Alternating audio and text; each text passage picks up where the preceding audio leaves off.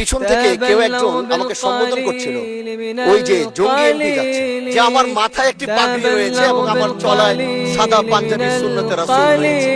এটার জন্য হয়তো তিনি আমাকে ওইভাবে জঙ্গি বলে সম্বোধন সে আমাকে করেছে। আমি মনে করি মাননীয় স্পিকার, আপনাকে ধন্যবাদ। আমি প্রথমবার দাঁড়িয়ে কথা বলছি, আসলে এভাবে কথা বলতে চাইনি, চেয়েছিলাম যখন আমার সময় আসবে আনুষ্ঠানিকতার ভাবে একটু সুন্দরভাবে কথা বলবো, কিন্তু দুঃখের সাথে বলতে হচ্ছে আমি গত 30শে মার্চ আপনার সহধর্মিণী, আল্লাহ তাকে জান্নাতের আলা মাকাম নসিব করুন, তার জন্য দোয়া করি।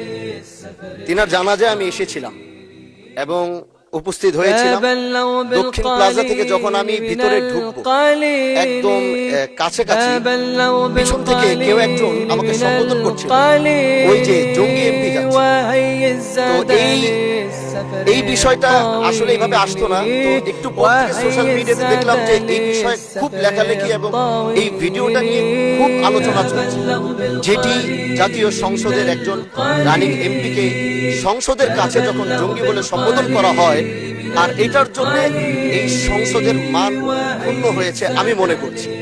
এজন্য আমি আপনার কাছে একটি অনুরোধ করব, আমাকে জঙ্গি বলার কারণটা আমি যতটুকু মনে করলাম যে আমার মাথায় একটি পাগড়ি রয়েছে এবং আমার চলায় সাদা পাঞ্জাবি সুন্নতে রাসূল রয়েছে, এটার জন্য হয়তো তিনি আমাকে ওইভাবে জঙ্গি বলে সম্বোধন সে আমাকে করেছে। আমি মনে করি আল্লাহর নবীর সুন্নত এবং এই পোশাক কোনোদিন অ্যাসেম্বল হতে পারে না।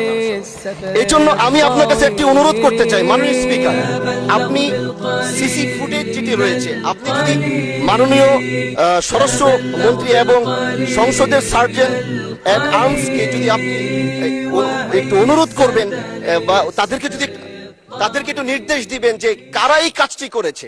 অবশ্যই এই কাজটি এই জন্য করেছে যেন এখানে আমাদের বিরোধী দল যারা রয়েছে এখানে তাদেরকেও হয়তো তাদের সম্মান ক্ষুণ্ণ করার জন্য হতে পারে। ওখানে প্রশাসন দাঁড়িয়েছিল, প্রশাসনের সম্মান ক্ষুণ্ণ করার জন্য হতে পারে। এই জন্য আমি চাচ্ছিলাম একটা সঠিক তদন্ত যদি আপনার মাধ্যমে নির্দেশনা আসতো, তাহলে এই বিষয়টি ক্লিয়ার হতো। ধন্যবাদ। মাননীয় সদস্য, বিষয়টি অবশ্যই অত্যন্ত দুঃখজনক। আমি আপনাকে অনুরোধ জানাবো, বিশেষ অধিকার প্রশ্নে আপনি এ ব্যাপারে একটি নোটিশ দেন, বিষয়টি আমরা বিবেচনা করব। ধন্যবাদ।